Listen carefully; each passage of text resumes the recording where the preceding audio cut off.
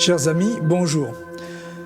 On me demande bien souvent de dire à quoi sert et comment fonctionne la sonologie quantique du nommé. À ces questions, la réponse attendue réside souvent dans la manière dont agissent les solutions quantiques et les réponses que l'on peut en attendre. Pour le comment ça fonctionne, si la personne n'est pas un tant soit peu familière aux données de base de la physique quantique, une réponse détaillée sera difficile à donner. Mais quant à savoir ce que l'on peut en attendre, les réponses attendues se résument aux bienfaits obtenus, donc aux résultats. Dans le domaine du bien-être, les questions sont associées aux améliorations concernant les problèmes de santé en général. Dans les autres domaines, de l'alimentation, du sport, des animaux ou de l'énergie, ce sont toujours des questions concernant les améliorations auxquelles on peut s'attendre. Donc on répondra au niveau de cette science dans un vocabulaire, dans une culture et des habitudes qui correspondent à ce qu'attendent les gens, forcément.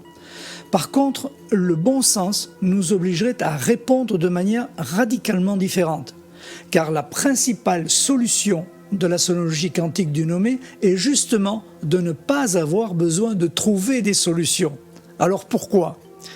Eh bien, imaginez tout simplement, quand on est en forme, en bonne santé, comme on dit, on ne pense pas à trouver des solutions pour retrouver la santé, car on ne cherche des solutions qu'en étant malade, n'est-ce pas ? Alors imaginez maintenant qu'au cas où vous connaissiez une solution qui vous permettrait de rester en bonne santé, il ne vous viendrait même pas à l'idée de chercher une solution puisque le problème est inexistant. Alors je vais essayer maintenant d'expliquer pourquoi la sonologie quantique est une solution pour satisfaire le besoin de garder la forme. Plutôt que d'avoir à chercher des solutions, la solution c'est de ne pas avoir besoin de solutions. Une des grandes originalités de la solution de la sonologie quantique du nommé dans le domaine du bien-être est pour le bénéficiaire exempte d'efforts à produire, d'obtenir un résultat satisfaisant.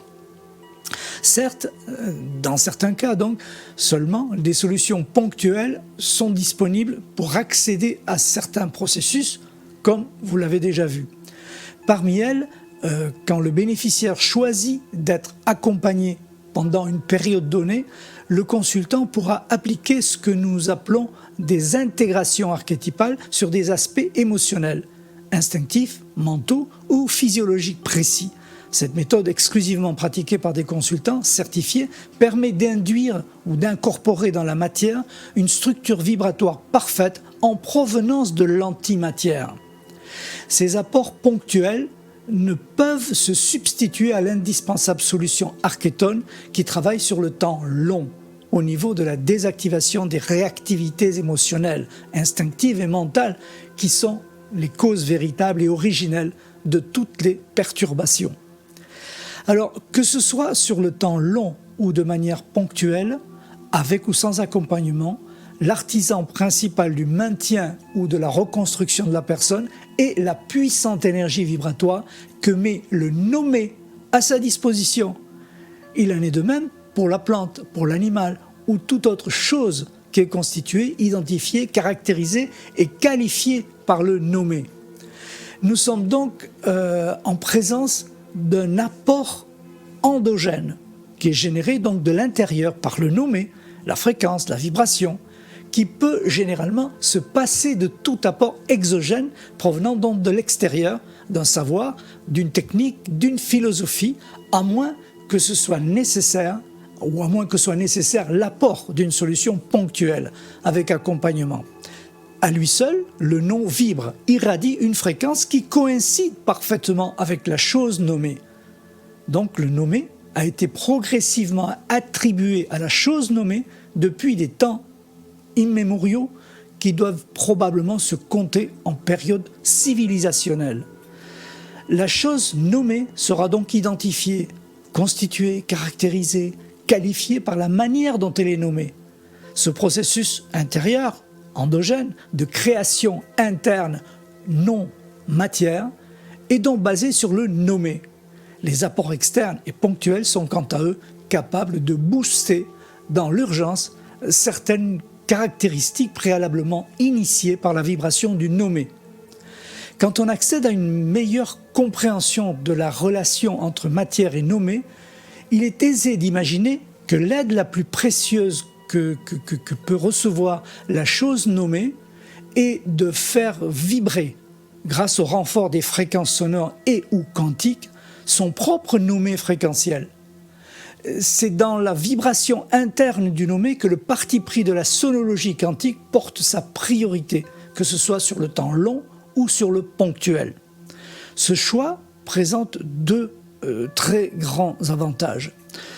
En faisant, premièrement, vibrer la matière par les résonances qui correspondent exactement à son propre nommé, on constate que son action est constitutive, adéquate, complète, parfaite et entièrement dépourvue de risque également.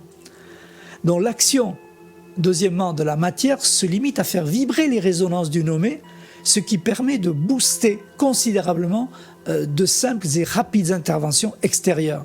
C'est en cela que l'écoute fréquentielle équivaut à obtenir un grand bienfait sans effort. Voilà, ses propres noms et prénoms représentent en fait sa seule et véritable signature fréquentielle qui l'accompagnera durant toute sa vie, sans la moindre variation. C'est dire la fiabilité que représente le nommé de la naissance à la mort sans le moindre changement vibratoire.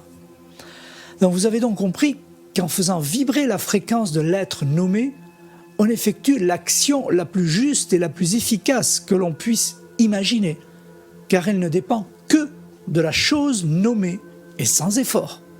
Globalement, cette conception aussi tangible que disruptive peut être difficile à assimiler à cause de tous les types de croyances inculquées à l'être humain depuis sa naissance et dans son histoire. Elle remet en cause le rapport de l'homme à la matière d'une part et à la manière dont il pourra sans effort, individuellement puis collectivement, se libérer du joug de l'ignorance. Encore une fois, il suffira de se rappeler de cette petite phrase. Au commencement était le Verbe, et le Verbe s'est fait chair. Merci pour votre attention et à très bientôt.